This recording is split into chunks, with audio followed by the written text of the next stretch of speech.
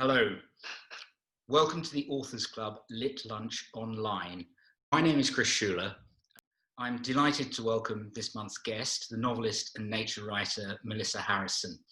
Melissa is the author of 3 novels, Clay, At Hawthorne Time, and All Among the Barley, and also a non-fiction work of nature writing, Rain, 4 Walks in English Weather. Some of you may have heard her podcast that ran throughout the lockdown from April to the beginning of October under the title The Stubborn Light of Things, which brought the sounds of nature into people's homes who might not have had access to it. Since 2014, she has written a monthly nature notebook for the Times newspaper, and these have now been collected in a book, also called The Stubborn Light of Things, published this November. Absolutely beautiful cover by Joanna Lisowitz. Melissa, when did you become aware that your nature notebooks would be collected in book form, and did that affect the way you wrote them? Oh, that's a good question. My agent and I had talked for a little while about collecting together some various bits and pieces that I've been writing, but at the time there wasn't enough just from the Times to make a book, so I was thinking of bringing in some of the other pieces I'd written for websites like Caught by the River and some other pieces written especially for it. But it didn't feel as if it had a clear enough purpose and direction. So I pressed pause on that and said I'd rather wait. And then when I had enough pieces from the Times and was really feeling, I'd found my feet and there was enough material there, then we pressed go on that project. And the Times have been brilliant. They've been really supportive. So that's been really nice. And Faber have done, as you mentioned, the cover and the illustrations inside, they've done such a fantastic job. I'm just so pleased with it. These are pieces, some of which I wrote 6 years ago, and to see them again in this new form, it's I'm more excited about it than I thought I would be, I think. Halfway through, you moved from South London to rural Suffolk. And I mean, one of the delightful things about the cover is the way that it's designed to reflect that. If you peel there you've got King's Cross Station and the London skyline. And then when you peel that back, it's Suffolk. In different times of the year, so all the seasons are illustrated as well. Yeah. Why, when you decided to move to the countryside, did you choose Suffolk? I mean, you've also written about Dartmoor, that you've known since childhood, and Cumbria. What drew you to East Anglia? Well, I was a bit surprised by it too, actually. I've always been in love with upland landscapes, as you say, like Dartmoor and Cumbria.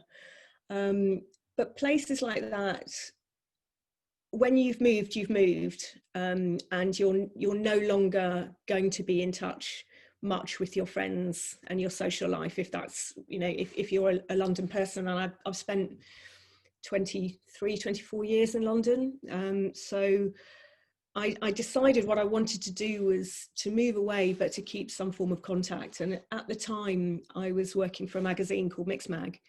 And I wanted to continue that because it's been quite a big part of my life. It's a dance music magazine, and that's been part of my identity since I was about 18. So I wanted to be far enough that I was in a rural community, but able to get back to London, not commute daily, but come in for a week at a time or 2 weeks at a time. So I did that for a little while. And then lockdown hit, and unfortunately the magazine's been shuttered for the time being. So I am now a Suffolk person. I was actually going to ask you about that. I think a lot of people who are familiar with your nature writing might be perhaps surprised by your passion for dance music and clubbing. But at the same time, what emerges, particularly from your nature notebooks, is that I think you feel the need for both the town and the country, and you don't feel that there's a sort of tension between them, or they're mutually exclusive. Yeah, there is a tension between them, but it's a productive tension. for me. I really thrive on that. I'm still coming up to town and borrowing a flat in the Barbican at the moment, which is about the most London place you could be. You know, it's in the square mile, but at the same time, it's very like here in that it's a village. It's a small community with a parish church and you know, a playground and local shops and a pub, and everyone knows each other, and you know, there's a very posh bandstand in the corner. But you know, it has a very similar villagey feel, and I think people are very quick to we, as a form of shorthand about each other, we give each other quite easy labels, and you know, people are generally either, you know, townie or you live in the sticks. And I really like to push against that and say, well, yes, I am a townie, but I also live in the sticks. And lots of people, you know, may have a second home, or they may have grown up in the countryside and they've moved to the city, or vice versa. And I think it's really productive to kind of complicate people and to say, you know, actually there's loads of people who are into, you know, the natural world, or who are nature writers and also go to nightclubs. You know, that's, the two aren't mutually exclusive. A lot of it is standing around in fields, you know. There is a big overlap. The whole festival circuit is full of people who do both. So reminding people that, you know, people have lots and lots of identities that they can hold concurrently is, you know, it's partly what I try to do in my novels as well. Insist on complexity. And certainly in your nature notebooks, you celebrate the wildlife, the nature that can be found in the middle of a city. You know, even the weeds that grow between the paving stones, and you talk a great deal about bird life of South London. I'm in South East London as well, so a lot of it's, you know, very familiar to me. Right. Okay. Would you what would you say to, you know, town dwellers who want to engage more with nature? Well, I think there's a great danger if we start to think of nature as something you have to get in the car to go and see. Partly because we end up ghettoising it and deciding that as long as you've got your national parks, you know, the rest can be despoiled, because, you know, they're protected. You can go to Cumbria and you can go to, you know, the South Downs National Park, but the rest doesn't matter. And I think that's a really dangerous situation to get into. But also, something like 87% of us now live in what's classified as an urban area. So that goes right from cities to towns. And if we forget or become blind to the nature that's all around those people, then you're doing people an enormous disservice, you know, especially people who don't have cars or don't feel comfortable putting on hiking boots and going out into the countryside. The fact is, if you change the kind of things you notice and the kind of frequencies you're connected to, you can be really in a deep relationship with the natural world in a city, especially if you've got any kind of park or green space around you, of which there are a lot in London and a lot in most cities, actually. If you know, it was getting a dog for me actually drove me out to try and find places to walk her.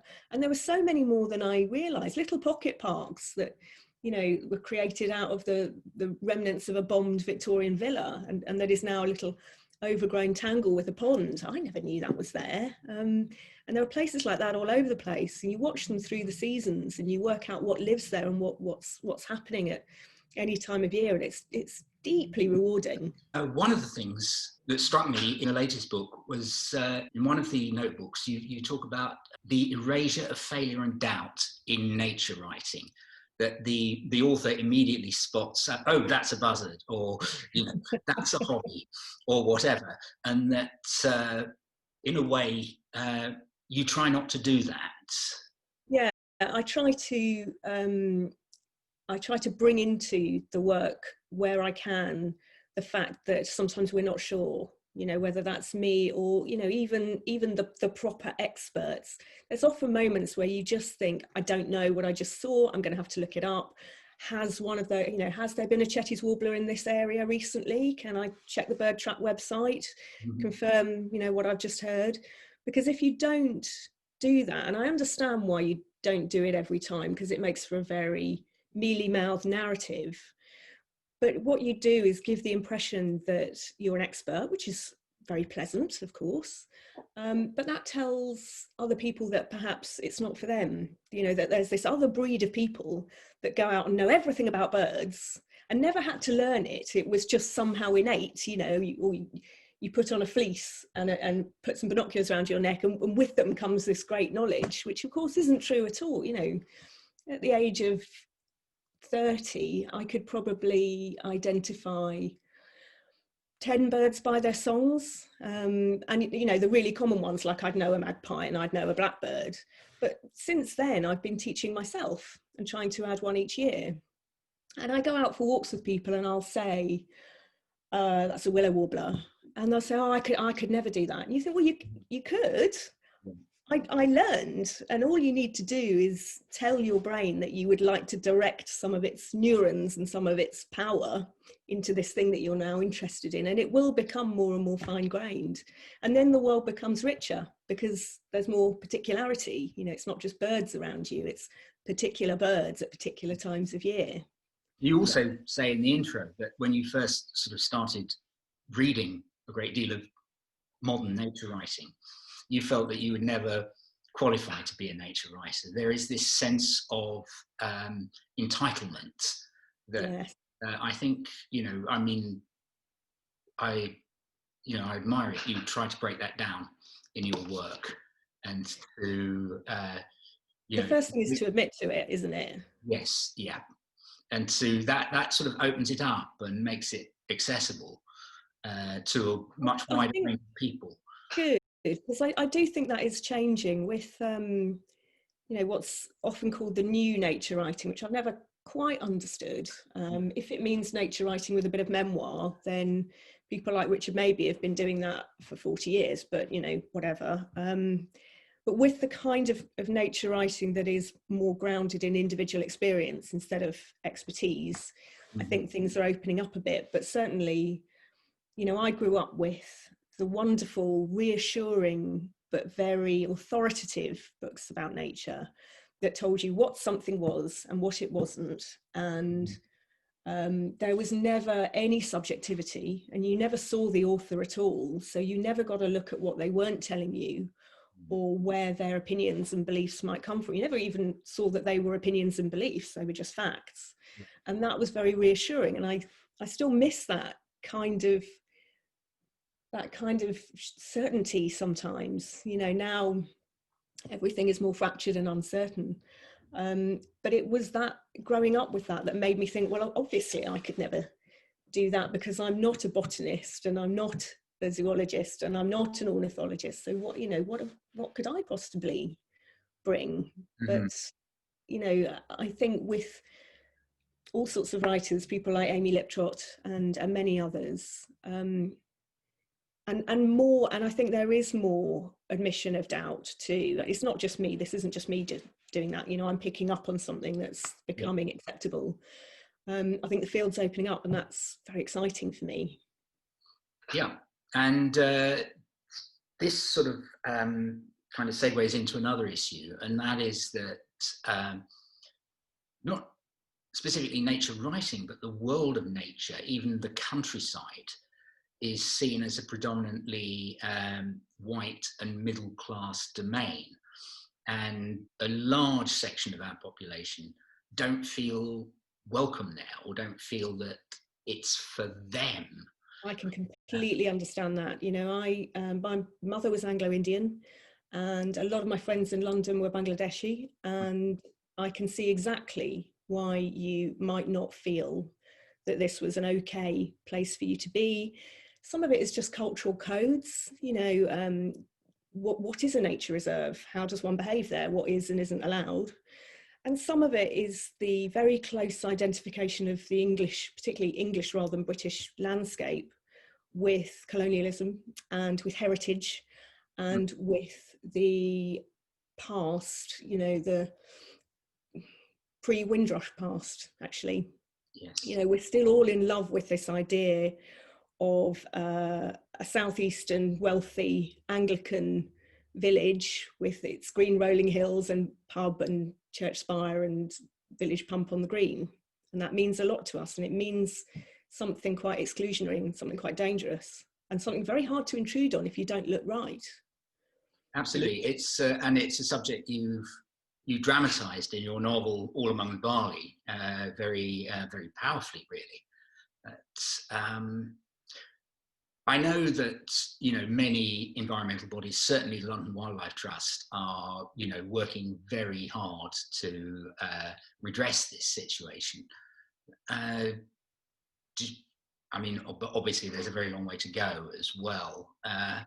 Yeah, there's different ways. I mean, listen, I'm not an expert by any means, and it's very easy to, you know, to pick faults. But I think that some of what needs to change needs to be a very active change instead of a passive kind of, why don't people come? Why don't people join us? Or these groups just aren't interested. I remember reading a report, and I think it was one of the wildlife trusts, and there was a young woman who was working at one of their reserves, and she went out and contacted the local imams and invited them to come to the reserve and to see the visitor centre and see what was there. And then once they had come, they went home and brought their wives. And then once the wives had come, they came back with the children. And she did that through active outreach rather than, you know, just sort of there being pieces in the magazine about wouldn't it be wonderful and isn't it so sad that this doesn't happen. And I think there needs to be more of that, more finding out what the reasons are and finding ways to overcome them. Now, yes, the other thing I wanted to ask you is, I mean, I think your podcast brought a lot of solace to people throughout the lockdown. There's been, you know, it's had the most terrific feedback. Yeah. How do you, when the environmental news is so unremittingly depressing, how do you keep so upbeat? Well, partly I knew, you know, that was a very particular piece of work that was there to do a very particular job at a very particular point in time, and it was not the place for banging home environmental messages about doom. You know, we were at the beginning of lockdown, we were all terrified and nobody could concentrate and people weren't sleeping and people were really frightened. So, you know, just because I kept that podcast very positive doesn't mean that doesn't mean I'm a Pollyanna or I'm not thinking about all of this stuff. And, you know, that is the driving, the missionary force behind everything that I do, from the novels to the columns to all of it. But, you know, I am an optimist. That doesn't mean I think it's all going to be fine, but I do look for the I look at change and I find it.